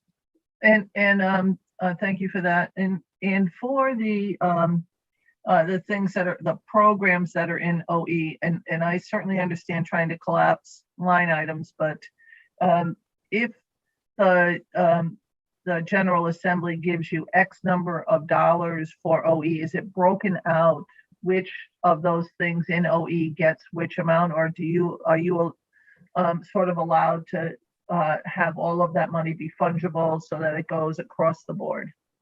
That is a good question. So my understanding is in the past, when appropriations or the Assembly has given specific numbers for a line, it is a separate line in the budget, and we make sure that those funds are spent for that purpose. Beyond that, I believe that it's flexible within the appropriations, but I don't know of any existing funds in OE that are designated for a specific purpose right now. So I know some of my colleagues are probably curious why I'm asking these questions, because there's OE in every agency. But in this particular agency, the office for the library for the blind and has had been brought to our attention more specifically, and it's something that you and I've talked about. This worries me completely, that because it was housed in OE, there were changes made to the library for the blind that were not necessarily discussed at great length under the appropriations budget or even in any of the appropriations hearings. And so as a result of that, created some concerns that we have all been trying to address. So it's helpful to me that the OE line item, generally speaking, is considered fungible amongst the many things that you talked about. Do you happen to know how many people qualify or are designated as blind or have sighted problems in the state of Connecticut? Sure. If I may, I'm going to answer that question, then I'm going to add a little bit to the question about OE. So I know we've talked about the number of about 10,000 in the state who are eligible. We currently have just over 5,500 people who are participating in the service. We recently conducted a user survey, and overwhelmingly what we see so far is patrons who are over the age of 65. Some are in the 45 to 65 range. We have almost no users who are under the age of 45. And one of the things that we want to do is expand into those areas as well. Recently, the regulations that say who can qualify for these services, because it is something you have to qualify for, recently changed so that students or others with reading disabilities are able to access these materials as well. And that's an area that we would really like to expand into. We also know that there are quite a number of veterans here in Connecticut who could use these services, and we would like to expand into outreach with those groups as well, and really make sure that we are serving everybody who is able to use the service and let them know that it's available. One thing that I think is really unique about this particular service that we offer is this is something that is a complete federal state partnership. So there is something called the National Library Service for the Blind and Print Disabled, which is an agency under the Library of Congress. And they are actually the agency that receives the majority of funding. They provide all of the reading materials in whatever format that is available, the equipment that is needed to provide those services, the staffing that makes the decisions about what to do with those resources. And that's about $150 million out of the federal budget every year that supports this service. And so in terms of state support, Connecticut has actually never directly supported this library because of the partnership. And this is the same model that is, there are, I believe, 94 of these libraries across the world at this point. And so in the past, what Connecticut has supported is some staffing. We had a facility, which is on the budget last year, and we talked about that. And then we provide some staffing, although at this point, because we haven't had state funding, most of that staffing is also supported through federal dollars that we receive through the Institute for Museum and Library Services. And so we would also are essentially using federal dollars to support the entirety of this program at this point, other than a few staff members and a couple of things like paper and supplies that come out of our operating fund. So many states provide materials and other things. They use this as a backbone. They use the federal resources as a backbone, but they do not rely solely on the federal resources. They have stood up their own library for the blind with collections that are available on the state's dime relative to this. And I think what happened in the last budget when the building was being closed down and there was going to be transportation issues, and the collection was shipped off to Utah for the print, for the Braille part, and shipped to Washington, D.C. for the audio part, created a significant amount of angst amongst those people that require those services. Now, I firmly agree with you that we need to expand the services and provide and put forth what we have for the services relative to the number of people that are not using this service that can. And I also think it should be expanded. It's been shown to, Braille has been shown to be very helpful for children with dyslexia. And I think that we need to expand that service into our school system. What I don't agree on, and again, you and I have talked, but sort of for the record here, is that we don't have a standalone line item on the library for the blind. I think we need that so that we're paying attention to it. Because, and I worked with the administration, they also didn't agree with some of the things relative to what was going on in the library for the blind, just because we didn't have enough eyes on it. And I think that the decision was made more on a financial basis. And because we only have 10,000 people in Connecticut that have sighting issues, whether they are 100% blind or not, that it just was perceived that is a reason to disband some of the services. And I know that you don't agree with disbanding the services. I don't want to say that, but I do think that putting an item like this that impacts a smaller number of people, but is absolutely necessary, without having eyes on it, ends up with a conflict happening because we expect you to live within the confines of your OE line item. And I think the OE line item is not designed for important projects such as the Library for the Blind. And so I just want to thank you for working with me on this issue. But I am going to be pushing to remove that from your OE line item, have a more concentrated impact on it. If you have ideas on what you want to see in that line item, or if you want the Library for the Blind to be moved over to the Aging and Disability agency, let me know. But again, I think this is something that we really have to pay attention to. Oftentimes, we do work for the disability community that only impacts a small number of people, but that doesn't mean that they shouldn't have the rights to the same resources that other people have. So thank you very much. And thank you very much, Madam Chair. Sure. And if I may, I'll add a couple of comments. First of all, I welcome the opportunity to continue this conversation. I think you and I have seen that we are really going toward the same goal of supporting this community. And so I would be happy to talk about it. I saw the proposal from the other day. And so I think we have a lot of ideas about particularly expanding services and resources to this community.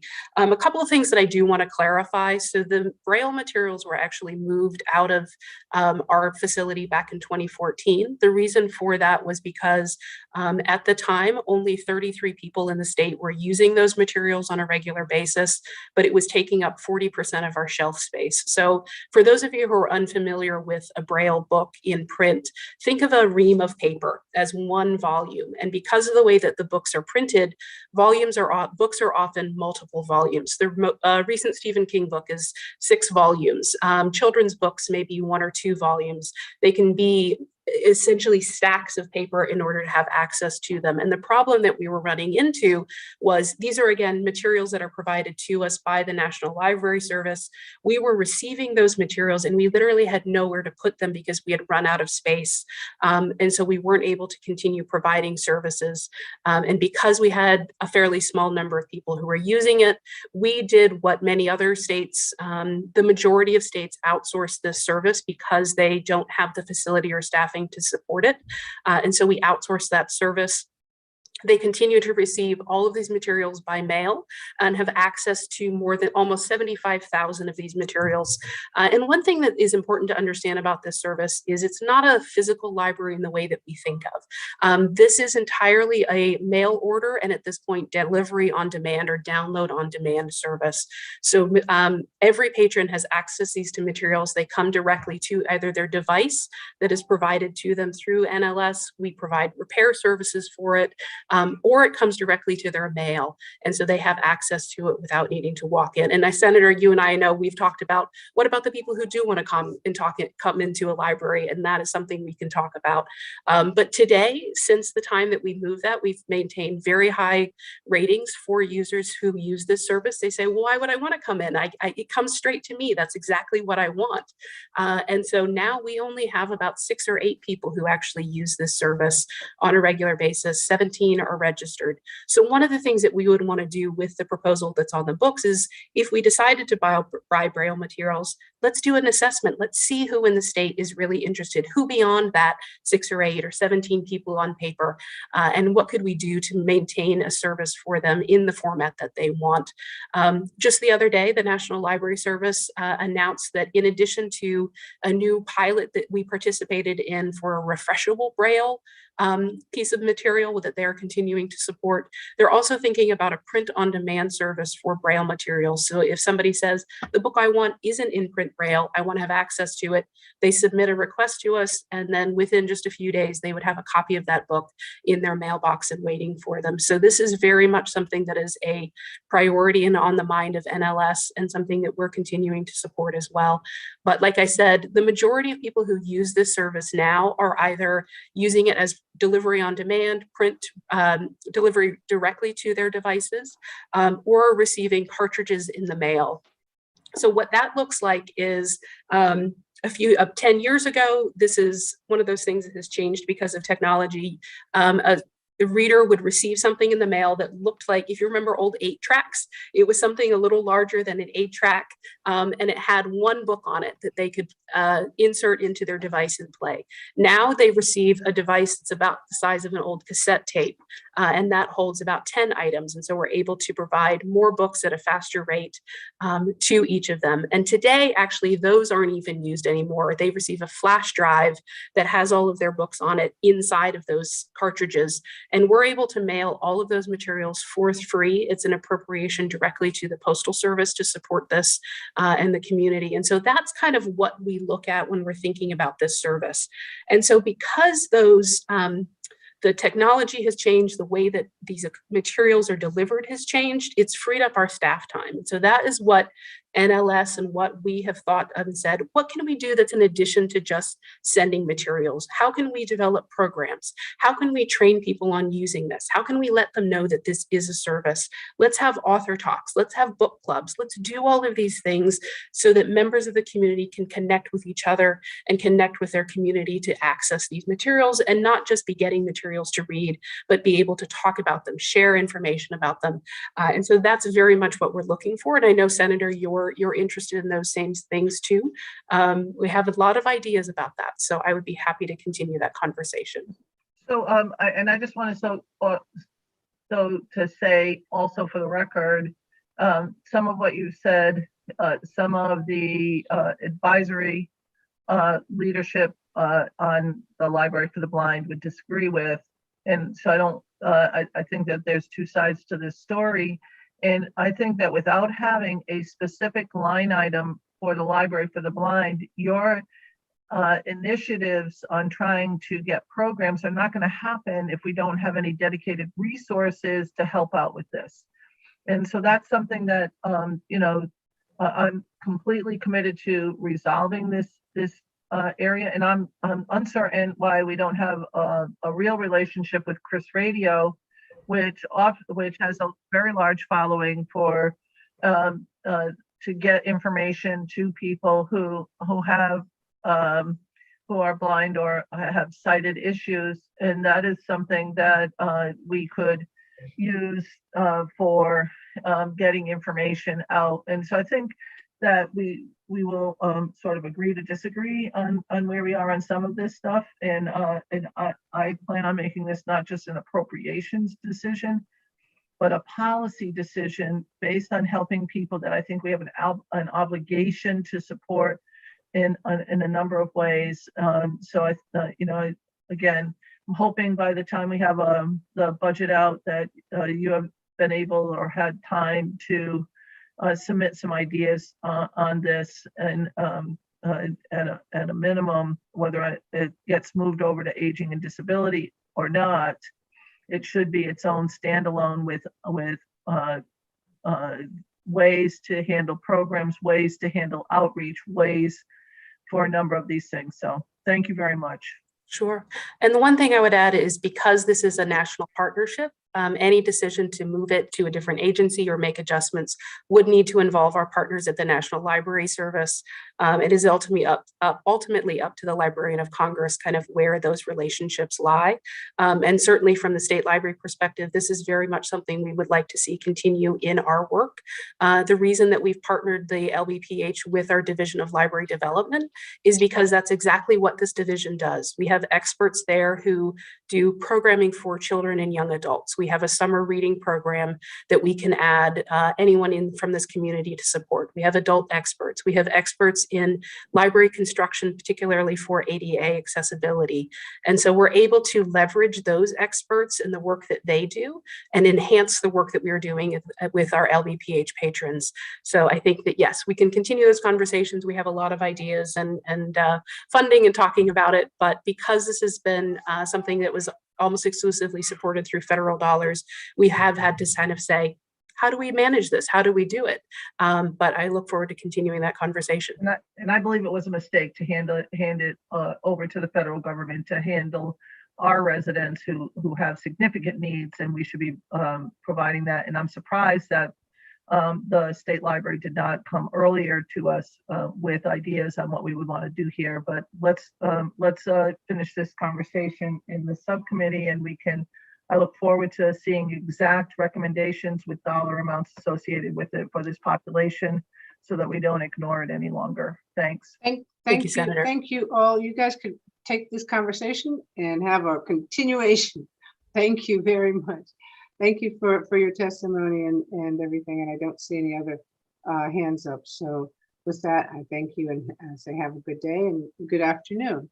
Thank you I'll just all. let everybody know what's on the agenda for the day, because there are a variety of things going on.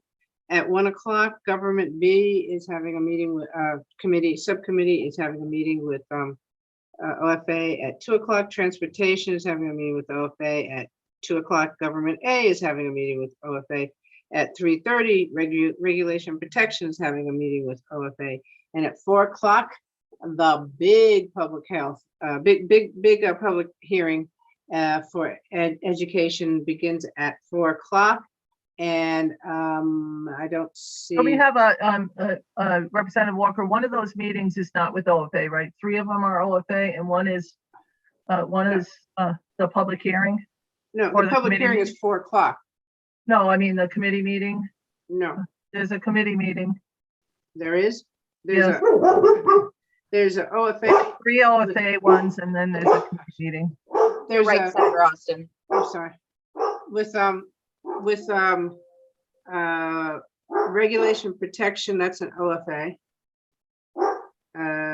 At 2 o'clock, there's also a simultaneous general government A state agency budget presentation. Oh, is that? Oh, that's okay. So general government A is a. And is there's a only committee.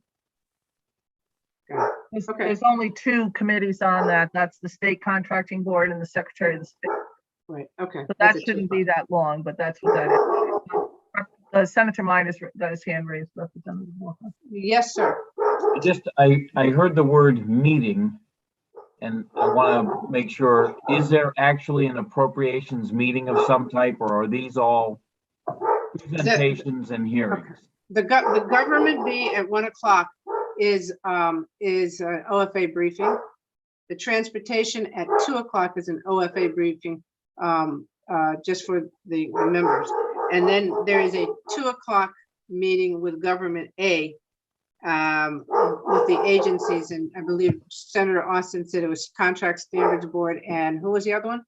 Secretary of the state. Secretary of the state. It's the budget presentation to us. Right, but not a meeting. It's Not a meeting, no. Budget presentation, just different than an OFA briefing. Thank you. I'm old. I just wanted to be sure. And then 3:30 is regulation and protection, which is an OFA. Right. And then we come back at 4 o'clock for a public hearing on education. Right. Okay. And education and government A, correct? And government A, yes. Right. All the education and government A. Right. So we're off to 1. Yes. See you at 1. Okay. Thank you. Bye, everybody. Thanks.